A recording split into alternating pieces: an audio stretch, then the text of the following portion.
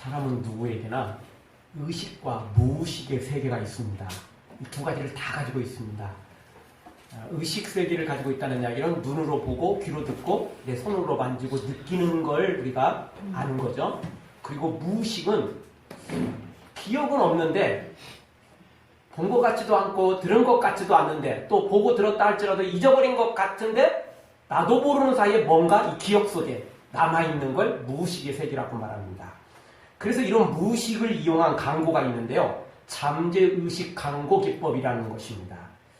이 잠재의식 강고는 소비자로 하여금 자기가 본 것을 의식적으로 알지 못하도록 만들고 새로운 메시지를 전달해 주는 겁니다. 예를 들면 눈으로 볼 수 없는 속도의 자막을 또 어떤 장면을 소비자에게 보여주고 나서 소비자로 하여금 그것을 소비하도록 만드는 것입니다. 1958년 미국 뉴저지주에 제임스 비컬이라는 사람이 극장에서 실험을 했습니다. 영화 필름 한 컷마다 드링크 콕, 그러니까 콜라를 마셔라. 그리고 또 하나는 팝콘을 먹어라. 라는 이 두 장면을 보여줬습니다. 계속 한 컷이 지나갈 때마다 계속 보여줬습니다.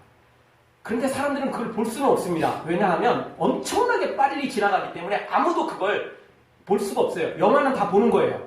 실제 영화를 보는데 아무 문제되는 건 없어요. 그런데 그 장면이 순식간에 지나갔어요. 그런데 신기하게도요. 그 영화를 보고 난 대부분의 사람들이 코카콜라와 팝콘을 사 먹었다는 것입니다. 그러니까 다른 때는 대충 좋아하는 사람만 사 먹었는데 이상하게 그 광고를 띄웠을 때는 대부분의 사람들이 코카콜라와 팝콘을 사 먹더라는 것입니다. 그게 가능한 이유는 영화는 1초당 60프레임이 지나간다는 겁니다. 우리가 보기에는 영화 필름 딱 한 장 같지만 1초에 딱 이렇게 그만큼 분량 같지만 그게 아니고 실제 그 1초에 60프레임이 지나간다는 겁니다. 60개의 조각들이 묶여져서 1초가 되는 거예요. 근데 그 60개 중에 딱 한 개만 보여주는 거예요. 그 한 개의 장면에 코카콜라 마셔라, 팝콘 먹어라. 요거예요. 60분의 1 초에 지나가는 건데 여러분 볼 수 있겠어요? 그걸? 못 보는 거죠. 그걸 우리 눈으로는 못 봐요. 귀로는 못 들어요. 그런데 신기하게 그 짧은 순간에 지나가는데도 불구하고 우리의 무의식은 그걸 느낀다는 겁니다. 그래서 이게 잠재의식 강고입니다. 실제 이 강고는 대단한 영향력을 끼치는 것으로 이미 증명이 되어 있습니다. 백워드 매스킹 기법이라는 것도 있는데요. 이거는 음반에 적용되는 기법입니다. 지금은 CD고 또 이러니까 우리가 쉽지 않은데 옛날 그 판으로 된 거, 그거는 이제 추궁기 돌아가는 거죠. 그런데 신기하게 그 판을 올려놓고 정상적으로 돌아가도록 만들지 않고 수동으로 해서 일부러 거꾸로 돌린다는 겁니다. 근데 똑같은 속도로 돌리면 이제 뭔 말인지 잘 못 알아듣는데 속도를 80% 정도로 잡아가지고 약간 그러니까 속도를 줄이는 거죠. 그리고 손으로 뒤로를 돌리면 이상한 메시지가 나온다는 겁니다. 그러니까 노래의 가사는 그대로 가는데 신기하게 그걸 뒤로 돌리면 이상한 메시지가 뜬다는 겁니다. 정상적으로 보면 그 메시지가 뜰 수가 없어요.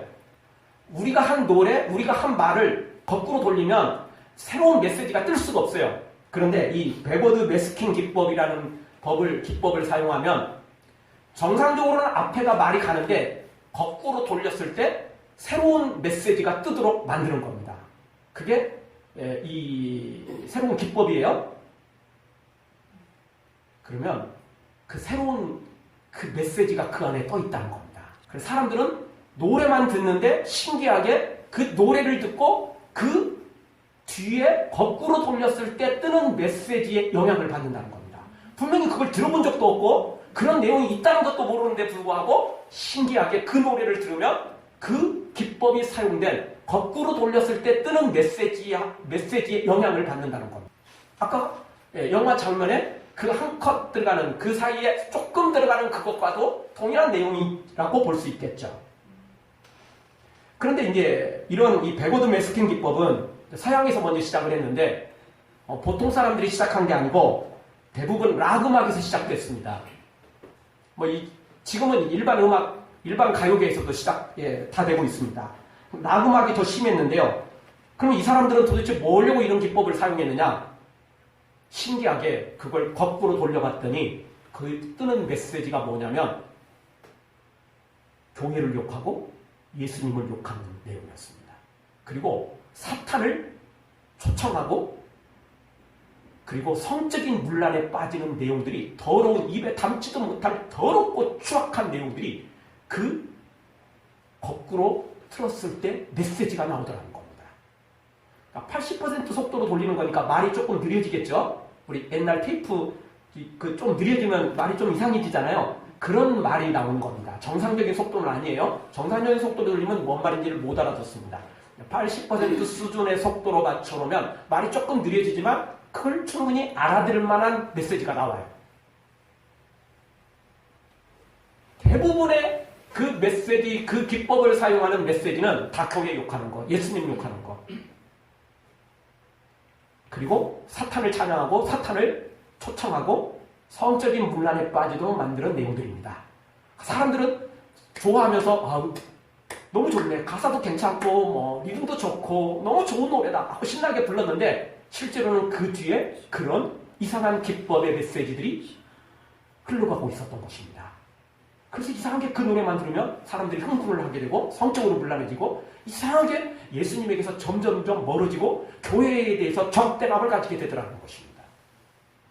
그걸 처음에는 몰랐어요. 그런데 그걸 실험해 봤더니 그게 뜨는 거예요. 우리나라 노래에서도 이런 기법이 사용된 의혹이 많이 제기되었습니다. 여러분 인터넷 유튜브를 통해서 이 백워드 매스킹 기법으로 사용된 것들을 들어볼 수가 있습니다. 우리가 이제 그걸 직접 이제 손으로 하기는 쉽지 않으니까 그걸 직접 그렇게 해놓은 것을 이제 우리가 들어볼 수 있는데요.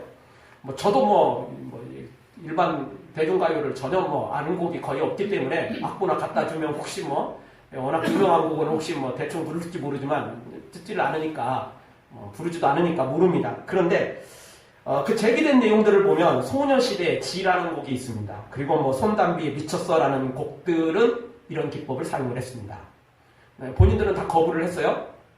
가수들이 본인들이 원해서 했을 수도 있겠고 가수는 상관없이 제작사에서 또는 어떤 사람들이 어떤 의도를 가지고 이렇게 만들 수도 있었을 것입니다. 그런데 이 김현정이라는 가수는 떠난 너라는 제목의 노래를 부르면서 이 사람은 시인을 했어요. 내 노래는 백워드 매스킹 기법을 사용했다라고 시인을 했어요. 근데 이 사람은 시인한 이유는 그런 성적인 문란한 내용이나 사탄을 초청하거나 교회를 욕하거나 이런 내용이 들어있지 않기 때문에 그렇습니다. 이 사람의 기법은 뭐였냐면 무슨 내용이었냐면 이 노래 mp3 다운받지 말고 판사라, 음반 사라는 내용이었습니다. 그 기법을 사용했어요.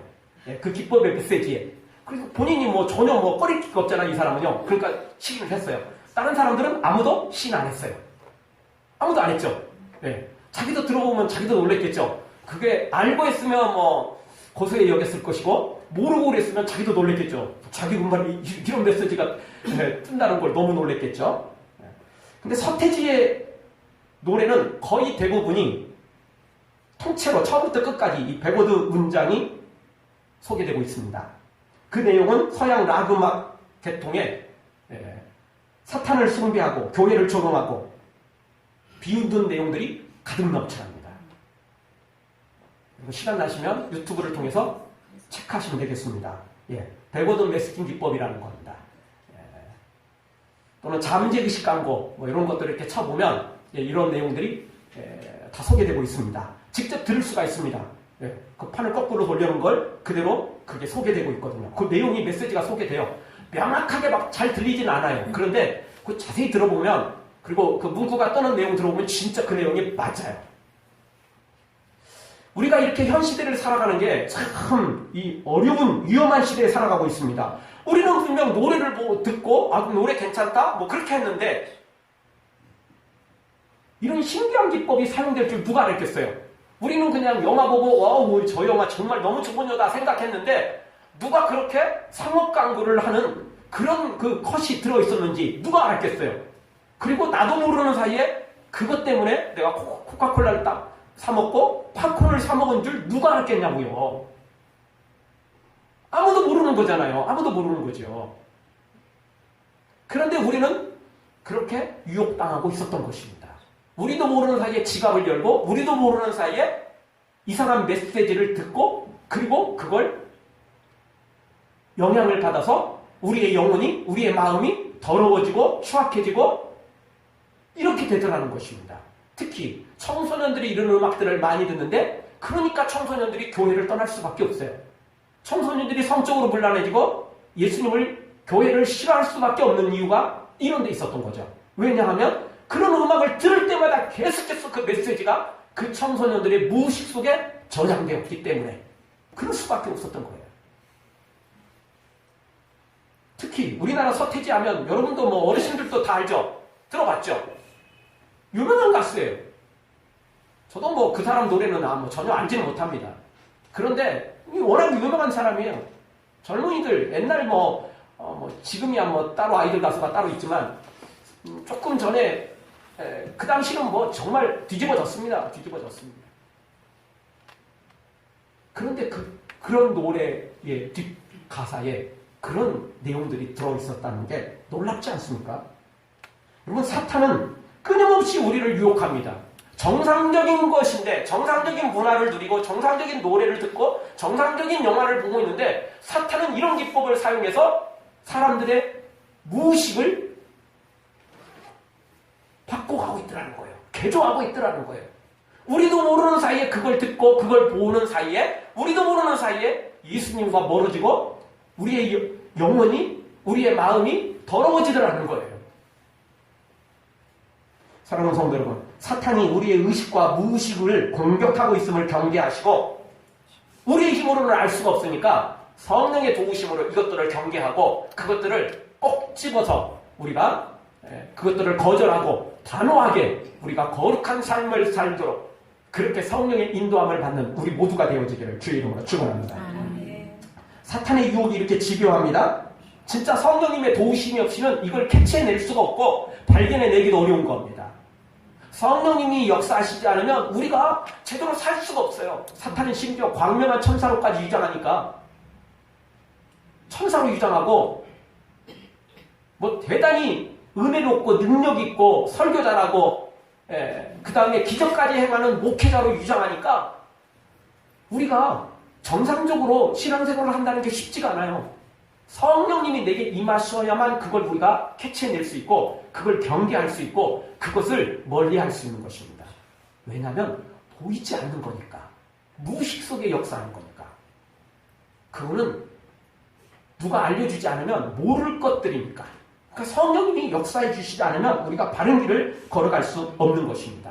그래서요, 믿음이라는 건, 구원이라는 건 성령님이 하시지 않으면 할 수가 없는 겁니다. 그래서 성경은 성령님이 아니면 우리가 예수님을 주로 고백할 수 없다는 겁니다. 성령님이 아니면 우리가 천국을 알 수가 없다는 거예요. 믿을 수 없는 겁니다. 교회는 다닐 수 있겠죠. 성령님 없어도. 그러나 성령님이 역사하지 않으면 우리 예수님을 믿을 수 없어요. 어떻게 정상적인 사람이 남녀 관계가 아니고 성령으로 잉태되고 죽었다 다시 살아나고 물리를 걸으며 죽은 자를 살리고 여러분 이런 걸 믿는 것이 이상한 거지 정상적인 겁니까? 아니잖아요. 그러니까 성령님이 임하시니까 우리가 이걸 믿게 되는 거고 또 믿어지는 거죠. 그리고 또 그런 말씀에 아멘하고 또 다른 사람에게 그걸 우리가 소개를 시켜주고 같이 천국 가도록 만들지 않습니까? 이게 성령님이 아니면 이렇게 할 수 없다는 것입니다. 오늘 성경도 사무엘이든 다윗이든 모두가 성령 충만 받은 사람들인데 근데 오늘 성경에는 처음에는 그렇지 못했다는 거죠. 사무엘도 다윗도 처음부터 태어날 때부터 성령 충만했냐? 그렇지 않습니다. 오늘 성경 시작하는 내용에는 성령의 충만함이 있지 않습니다. 그래서 실패할 뻔했습니다. 그래서 문제가 생길 뻔했습니다. 그런데 성령님이 임하셔서 가르쳐 주시니까 깨닫게 해주시니까 이 모든 일들이 아름답게 열매 맺더라는 것입니다. 13절을 보십시오.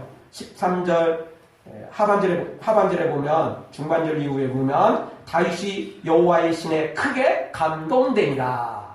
감동됐는데 얼마나 크게 누구에게? 여호와의 신에게, 성령님에게 감동됐어요. 그것도 크게 감동됐어요. 물론 앞부분 사무엘도 당연히 처음에는 조금 아니었는데 중간에 성령님의 감동하게 되죠. 그리고 다윗도 성령님의 크게 감동되었다는 것입니다. 이렇게 성령님의 큰 감동이 없이는, 성령님이 우리에게 충만히 임하지 않고는 우리가 이 어려운 세상을, 이 더러운 세상을, 유혹의 많은 세상을 이겨낼 수가 없다니까요. 믿음으로 갈 수가 없어요. 오늘 우리에게도 사무엘에게 임하셨던 성령님, 다윗에게 임하셨던 성령님, 그 놀라운 성령의 감동이, 성령의 충만함이 우리 모두에게도 동일하게 임하여서 세상을 믿음으로 승리하며 살아가는 우리 모두가 되어지기를 주의 이름으로 축원합니다. 자, 그러면 우리가 사무엘과 다윗처럼 성령이 크게 감동되려면, 성령의 충만함을 경험하려면 어떻게 해야 되느냐는 겁니다. 첫 번째 주시는 말씀은, 우리가 성령에 크게 감동되려면, 성령의 충만함을 경험하려면 외모보다는 중심이 하나님께 향할 때 성령의 충만함을 경험하게 되는 것입니다. 외모만 바라보고 살다가는 안 된다는 겁니다. 뭘 봐야 된다고요? 중심을 봐야 되고, 영안이 열려야 되고, 영적 귀가 열려야 돼요. 보이는 것에만 보고 살지 말고, 우리도 보이지 않는 것들 소망할 때 성령님이 임하시는 것입니다. 여러분, 우리는 보이는 것에 현혹되기 쉽다고 그랬어요. 그러면서도 보이지 않는 것에 또 엄청난 영향을 받습니다. 그런데 세상에 널려있는 문화, 세상에 널려있는 모든 것들은 다 하나님과 적대적이에요. 왜냐하면 사탄이 사람들의 마음을 역용해서 심지어 이런 영화나 그런 노래조차도 교회를 욕하고 예수님을 욕하고 조롱하고 사탄을 숭배하고 성적인 문란에 빠지도록 만드는 기법들을 사용하니까, 그러니 세상에서 좋은 걸 찾을 수 없죠. 결국은 성령의 충만함을 받아야만 우리가 그걸 이겨낼 수 있게 되는 것입니다. 우리는 이 보이는 것에 너무 현혹돼요. 그리고 보이지 않는 무의식 세계 속에서도 역시 현혹되어 가고 있다는 것입니다. 그럼 우리가 이 결혼식장에 가면 사실은 뭐 얼굴도 잘 모르고, 우리가 왜냐하면 대충 부모 때문에 가는 경우가 많잖아요. 자녀들 모르죠. 신랑 신부가 모르죠. 그렇지만 사람들이 결혼식장 가서 대부분 한마디씩 합니다. 야, 신랑이 아깝다. 신부가 아깝다. 자, 뭘 보고 그런 말을 하죠? 외모 보고 하는 겁니다. 좀 키도 좀 크고 미남이고 날씬하고 미녀면 신부가 아깝다고 그러고 신랑이 아깝다고 이야기하는 겁니다. 그 사람에 대해서 몰라요. 뭐 그 사람이 직업이 뭐냐, 또 그 사람이 성격이 뭐니, 또 어떤 사람인지, 그 사람이 품성이 어떤지, 그 사람이 인격이 어떤지 몰라. 솔직히 몰라요. 그럼 뭘 보고 평가를 하죠? 그냥 외모 보고 평가하는 거예요. 외모 보고. 신랑이 아깝다, 신부가 아깝다 하는 거예요. 처음 보는 사람인데도 불구하고 그냥 우리는 쉽게 그렇게 평가를 하는 거죠. 이유가 뭐죠? 우리는 내적인 걸 못 보거든요. 그 사람 성품 못 보잖아요. 그 사람 성격이 뭔지 못 보잖아요, 우리는. 그러니까 외모만 보는 거예요. 그 외모에 쉽게 넘어가고, 외모에 쉽게 현혹당하고, 또 외모로 판단해버려요. 그게 우리라는 거예요. 그게 우리라는 겁니다. 사람 접해보면 이제 조금 성품도 알고, 인격도 알고, 뭐 그런 걸로 평가를 좀 하겠지만, 대부분이 처음 만나고, 처음 보는 사람들 평가 안 하는 게 아니고 다 한다는 거예요. 그래서 신랑이 아깝다느니, 신부가 아깝다느니, 다 나름 평가를 해요. 자기 자식도 아니고, 뭐, 자기 친척이 아닌데도 불구하고 다 평가를 해요. 그만큼 우리는 외모에, 외형에 평가를 잘하고, 또 그것에 현혹되고, 그런 것에 영향을 많이 받는다는 것입니다. 그런데 그걸 버릴 줄 알아야 돼요. 오늘 성경 7절을 한번 보십시오. 7절. 중반절을 한번 보겠습니다. 나의 보는 것은, 거기서부터 같이 한번 읽겠습니다. 나의 보는 것은 사람과 같지 아니하니 사람은 외모를 보거니와 나 여호와는 중심을 보느니라. 아멘. 사람은 외모를 본다는 거죠. 근데 하나님은 외모를 보는 게 아니라 뭘 보신다고요? 중심을 보세요. 마음을 보세요. 영혼을 보신다는 거죠. 그의 인격을 본다는 겁니다. 그의 양심을 본다는 것입니다. 그의 품성을 본다는 것입니다. 하나님은 외모를 보지 않아요. 미스 코리아냐? 미스터 코리아냐? 전혀 안 봐요. 롱다리냐? 꽃미녀냐? 꽃미남이냐? 안 봐요. 전혀 안 봅니다. 전혀 안 봐요. 남들이 뭐 추남이고 추녀라고 욕해도 다 등 돌려도 하나님은 전혀 등 돌리지도 않고 뭐 찡그리지도 않습니다. 하나님은 그런 거에 전혀 영향을 받지 않습니다. 하나님은 외모에는 전혀 영향받지 않습니다. 하나님 보시는 건 뭡니까? 중심을 보십니다. 마음을 보십니다. 그의 영혼을 보신다는 겁니다. 우리도 이렇게 바뀌어야 돼요. 그럴 때 성령님이 임하시는 거예요. 여러분 하나님 볼 수 있습니까? 성령님을 볼 수 있어요? 못 보죠. 그러니까 우리가 전도했을 때 사람들이 말하죠. 망가 믿어. 뭐 이렇게 말하기도 하지만 또 우리가 조금 더 강력하게 권유하면 이제 거절하기 좀 뭐 하니까 뭐라고 말하죠? 보여줘. 그러면 내가 믿을게. 이렇게 말하잖아요. 근데 하나님 볼 수 있어요? 못 보는 거죠. 하나님은 볼 수 있는 존재가 아니에요. 눈으로 볼 수 있는 존재 아니에요. 근데 세상에 여러분 눈에 안 보인다고 없는 겁니까? 안 보이는 것 많아요. 안 들리는 것 많아요. 그래도 있어요. 지금 여기서도 전파들이 얼마나 많이 돌아다니는지 몰라요? TV, 라디오, 핸드폰 수많은 전파들이 돌아다니죠? 보입니까 여러분? 들립니까? 그럼 안 보니까 없어요? 안 들리니까 없는 겁니까? 아니에요. 안 보여도 안 들려도 다 있어요. 영화도 그렇게 나오는데 노래에도 그런 기법이 들어서 나는 못 들었는데 그게 그 내용이 나한테 영향을 미친다니까요. 영적인 두말할 것도 없어요. 그런데 우리가 보이는 것만 믿으려고 한다면 하나님을 어떻게 믿겠어요? 천국을 어떻게 믿겠냐고요? 성령님을 어떻게 믿어요? 보이는 것에 현혹되면 안 돼요. 남들 보지 못하는 걸 볼 줄 알아야 돼요. 영적인 놀라운 그 은혜가 우리 가운데 있어야 돼요. 영안이 열려야 돼요. 영적인 귀가 열려야죠. 그래야 천국을 보고 하나님을 보고 성령님을 볼 수 있어요. 성령님을 영적으로 보고 들으면 소망하게 되잖아요. 기다리게 되잖아요. 그리고 그 성령님과 함께 동행하게 되죠. 그리고 그 성령님이 나한테 감동해 주시는 것에 아멘하고 순종하게 되지 않겠어요? 근데 외모만 보면 하나님이 아무리 찾아오셔서 내 마음을 두드려도 거절. 없어. 잘못 본 거야. 내가 미쳤는가 봐. 그리고 또 잊어버리고 외면하고 이렇게 되는 거죠. 그런데 어떻게 성령의 충만을 받겠어요? 외모를 버리고 중심을 볼 줄 알아야, 마음을 볼 줄 알아야, 우리의 육신의 눈이 아니라 영적인 눈을 뜨려고 소망해야 되고 영적인 귀가 열리도록 소망하고 우리가 집중해야만 성령님을 체험할 수 있는 겁니다. 아멘. 당연히 사무엘과 다윗이 그랬던 거죠. 사무엘도 사람이었거든요. 아무리 하나님의 사람이라도 사무엘도 사람은 사람이에요. 그래서 장남이 딱 지나는데 너무 외적으로도 좋고 뭐 장남이니까 또 뭐 정말 딱 좋잖아요. 너무 마음에 들었어요. 그 기름 딱 부으려고 하는데 하나님이 뭐라고 하시냐면 나는 외모를 보지 않는다. 그가 잘생기느냐 키가 크냐 그가 장남이냐 아니냐 나는 이런 거 보지 않는다. 나는 중심을 본다. 장자 아니다. 둘째 지나갔어요? 셋째 지나갔어요? 아무도 아니라는 거예요. 하나님. 육신의 눈으로 보면 당연히 그걸 캐치해낼 수 없어요. 그래서 사무엘은 영이 열렸죠. 영안이 열렸죠. 영적 귀가 열렸죠. 그래서 하나님의 음성을 들은 거죠. 그래서 성령의 충만함에 감동 따라 이 일을 진행한 거죠. 육신의 눈으로만 보면 절대 성령의 충만함을 체험할 수 없는 것입니다. 사랑하는 성도 여러분, 외모에 현혹당하지 말고 겉모양에 현혹당하지 말고 오직 성령님을 사모해서 영적인 영안이 열리게 하소서, 영적인 귀가 열리게 하소서. 이렇게 소망하고 기도해서 여러분 성령의 충만함을 경험하고 성령님과 동행하는 여러분들 되어지기를 주의 이름으로 축원합니다. 두 번째, 성령의 충만함을 받으려면, 성령님에 크게 감동되려면 어떻게 해야 됩니까? 그것은 작은 일에도 충성할 줄 알아야 된다는 것입니다. 사실 다윗은 이 자리에 초청을 받긴 받았었어요. 그런데 다윗의 아버지 이새가 다윗은 어리다고 안 데려왔어요.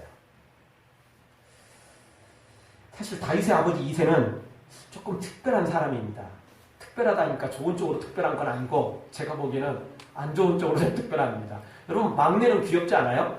막내는 좀 이쁘지 않나요? 얼굴이 이뻐서 이쁜 게 아니고 그냥 귀엽고 이쁜 거예요. 그리고 막내는 왠지 다 커도 많이 커도 그냥 밖에 혼자 내버려 두면 왠지 좀 불안해 보이지 않나요? 장남은 그래도 장녀는 좀 뭔가 든든한 게 좀 있지만 막내는 이게 참 좀 약한 게 좀 있어요. 그냥 보기만 해도 왠지 가슴이 조금 시리는 그런 게 있어요. 애절한 게 있어요. 그런데 신기하게 이 다윗의 아버지 이새는 막내를 완전히 천덕꾸러기로 여깁니다. 막내까지 초청을 했어요. 네 아들들 전부 데려와라 그랬는데 신기하게 다윗의 아버지 이새는 막내만 쏙 빼놓습니다. 다윗만 쏙 빼놓습니다. 아들이 8명이나 있어가지고 너무 풍성해서 그랬는지 도대체 알 수 없는 일입니다. 어쨌든 다 초청을 했는데 7명만 데려가고 막내 다윗은 양치로 보내버립니다. 자, 우리 같으면 막내는 좀 어리니까 막내는 빼고 나머지만 데려오세요. 이래도 우리 같으면 한마디 하죠. 그래도 똑같은 아들인데 우리 막내 저 혼자 좀 내버려두기 좀 뭐하는데 제가요 입단속 잘 시키겠습니다. 행동도요 아무것도 하지 않고 제 등 뒤에 딱 숨겨놓을 테니까 쟤도 좀 데려갔으면 좋겠는데요. 부탁하지 않겠어요? 보통 부모는 이러지 않나요? 그쵸? 근데 이 다윗의 아버지 이새는 데려오라고 했는데도 불구하고 다윗만 쏙 빼놓습니다. 그것도 집에 남겨놓은 것도 아니고 어디로 보내요? 양치로 보냅니다. 이게 참 눈에 넣어도 아프지 않을 막내인데 쉽게 뭐 뜰바로 이게 그냥 혼자 보내버립니다. 참 특별한 사람이죠. 특별한 사람입니다, 이 사람. 어쨌든 그만큼 다윗이 부모에게 인정받지 못했다는 이야기죠. 또 형들도 똑같아요. 형들도 조금 막내는 조금씩 챙기는 경향이 있지 않나요? 네. 아버지 근데 그렇다고 치더라도 제 막내 혼자 내버려두면 좀 그렇지요. 제가 데리고 제가 잘 챙길게요. 제가 데리고 갈게요. 뭐 보통 이래요. 부모가 못하면 형들이라도 한다고요. 아니 뭐 그중에 뭐 좀 싫어하는 형들이 있더라 할지라도 7명씩이나 되는데 형들 중에 7명 중에 누구 한 명이 못 챙겨주겠어요? 그런데 신기하게 이 집안은 100%예요. 이렇게 단합이 잘 되는지 몰라. 어떤 단합? 다윗만 쏙 빼놓는 단합. 다윗만 천덕꾸러기 하는 단합. 이런 단합이에요. 참 신기한 거죠. 그만큼 다윗이 인정을 못 받았다는 겁니다. 다윗이 지금 이때 나이가 몇 살이죠? 15살입니다. 15살이죠. 좀 어리긴 했죠? 그래도 지금 15살이면 어리지만 이 당시 15살이면 결혼을 할 수도 있는 나이였어요. 하여튼 이게 다윗의 15살은 어떻게 보면 적은 나이고 어떻게 보면 어리지만 또 어떻게 보면 상당히 먹을 만큼 먹은 거예요. 그렇게 볼 수 있어요. 그럼에도 불구하고 이 다윗은 이렇게 인정받지 못했어요. 자, 여러분이 다윗이라고 생각하죠. 내가 지금 다윗이라고 생각하죠. 초청을 받았는데 나만 쏙 빼놓고 다 잔치 자리에 가는 거야. 다 예배 자리에 가는 거야. 다 사무엘 만나러 가는 거예요. 이거 대통령 만나러 가는 자리예요. 청와대는 아닌데 대통령이 특별히 초청을 한 거예요. 사무엘이 지금 이스라엘의 지도자잖아요. 거기다가 단순히 외적인 지도자만이 아니고 사무엘이 또 제사장이잖아요. 특별히 하나님의 사람이잖아요. 그러니 이게 양쪽 다 가지고 있어요. 사무엘이. 세상적인 권력도 가지고 있고 영적인 제사장 권위도 가지고 있거든요. 사무엘이 다 가지고 있잖아요. 이런 사무엘이라면 초청 안 했어도 좀 멀리서라도 구경해야 되지 않겠어요? 그런데 그런 구경 자리에 초청받았는데 나만 쏙 빼놨어. 그러면 기분이 좋겠어요? 안 좋겠어요? 도대체 나는 주소홍자석이가 뭐야? 도대체 우리 아빠 맞아? 우리 형들 맞아? 이렇게 여러분 기분 나쁘지 않겠어요? 여러분 화나지 않겠어요? 근데 여러분이 이런 때 잔치 자리에 가기는커녕 들판에 가서 양친다고 생각해 보십시오. 여러분 양치고 싶은 생각 나겠어요? 괜히 죄도 없는 양 그냥 팔로 뻥뻥 차지 않겠어요? 예. 어디에서 뺨 맞고 어디 가서 이러지 않겠어요? 여러분 충분히 그런 게 상상이 되죠. 그리고 내가 양치로 보냈다고 해도 종을 보내든지 야 네가 해. 뭐 종이 없으면 그냥 대충 나가는 것처럼 하다가 다시 우리 속에 집어넣고 방치해버리는 거죠. 기분 나빠. 화나. 나는 뭐야 뭐. 근데 이 집안에 종이야? 나도 아들인데? 뭐 이렇게 되지 않겠어요? 그러면 이 일을 하기가 어렵다고요. 그래서 만약 그렇게 했다고 치죠. 이거 만약이에요. 성경에 그렇게 안 돼 있어요. 근데 만약 그렇게 해서 다윗이 양은 그냥 내버려두고 딴 데로 갔다고 치죠. 그러면 다윗이 어떻게 됐을까요? 기름 부음을 받았을까요?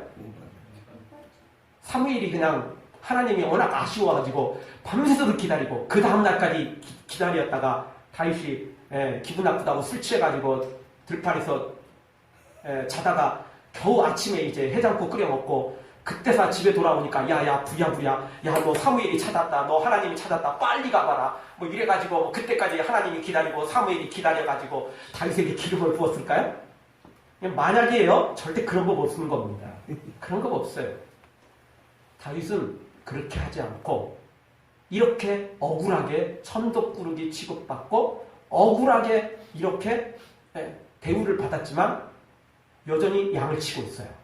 그래서 사무엘이 7 아들 다 지나가고 없을 때 이게 전부냐라고 질문을 던졌고 막내가 양치고 있습니다. 그래가지고 다윗을 찾아라 보냈는데 다윗을 금방 만났어요. 어디에서?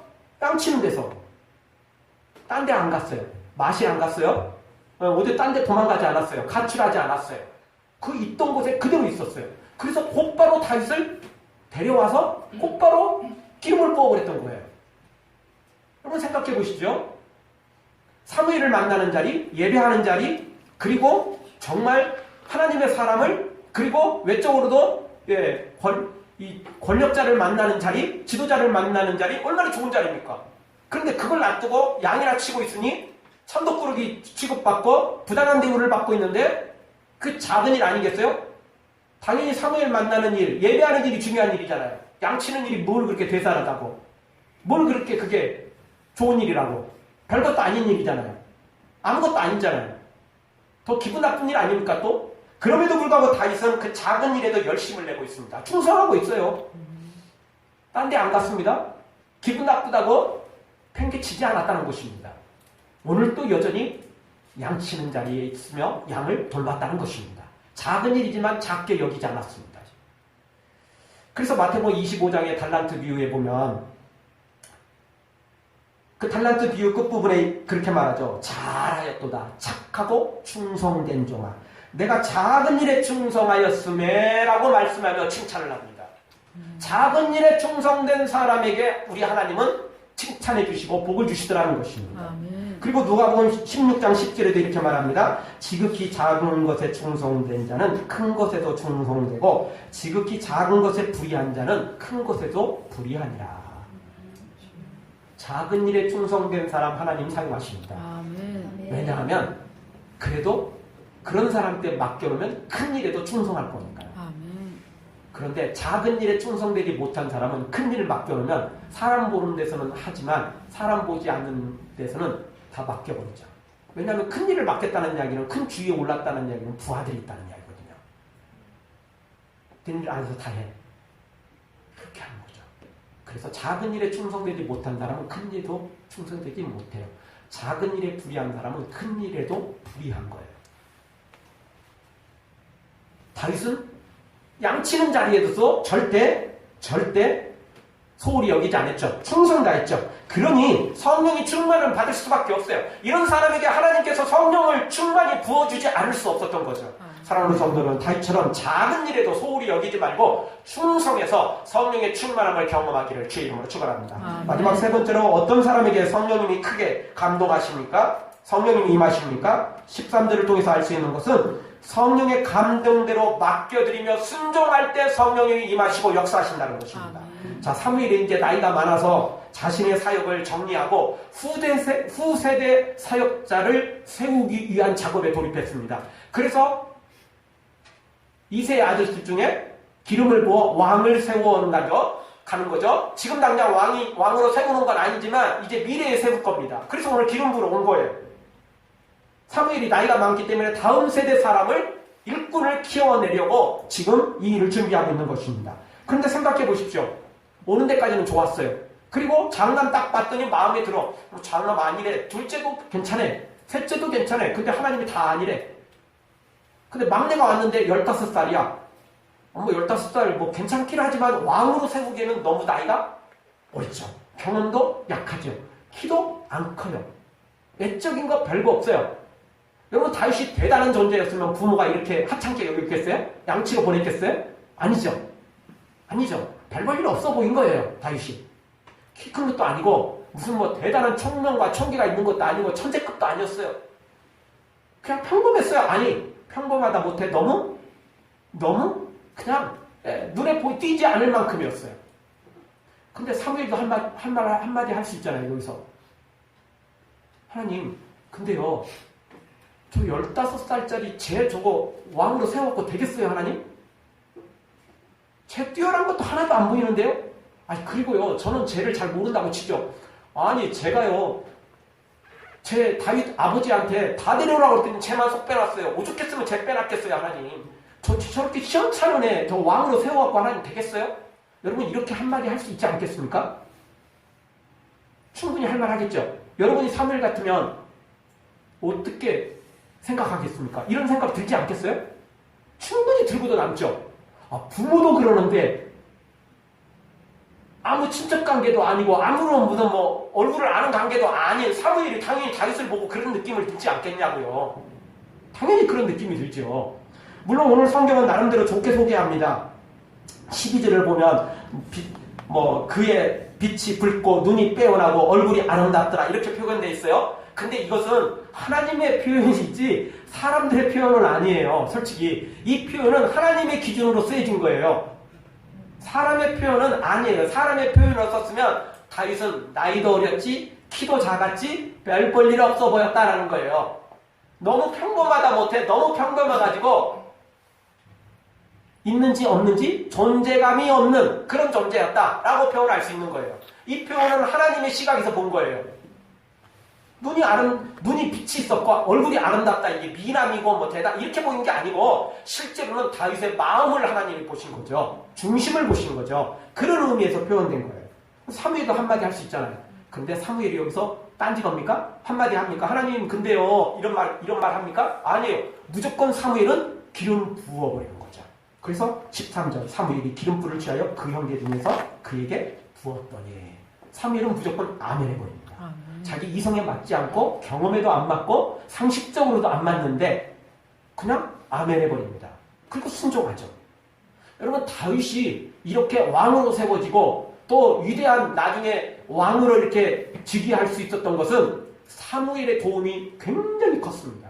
오늘 사무엘이 기름 부은 것도 있었고 그리고 이후에 사울에게 쫓겨다닐 때도 사무엘에게 가서 피신해서 사무엘에게 많은 조언을 얻고 많은 도움을 얻습니다. 그리고 이제 사무엘은 떠나고 조금 더 또 시간이 좀 지났지만 그렇게 해서 다윗이 왕이 되지만 그럼에도 불구하고 시작도 중간 부분도 사무엘이 결정적인 역할을 했어요. 사무엘의 헌신 때문에 다윗이 그렇게 아름다운 하나님의 사람으로 믿음의 사람으로 세워진 것입니다. 사무엘은 어떻게 해서 이렇게 했습니까? 순종했기 때문에 상식과 체험 그냥 경험으로 맞지 않는데도 무조건 아멘 했어요. 그냥 하나님 말씀에는 아멘 해버린 거예요. 나이 어리면 어때? 좀 외적으로 뛰어나지 못하면 어때? 하나님이 선택했으니 확실하실 거야. 그리고 아멘하고 순종했어요. 그랬더니 하나님께서 당장은 아니었는데 15년 후에 다윗을 왕으로 세울 때 정말 위대한 왕으로 하나님이 세워 가시더라는 것이죠. 내 생각대로 하면 잘 될 것 같지만 꽝입니다.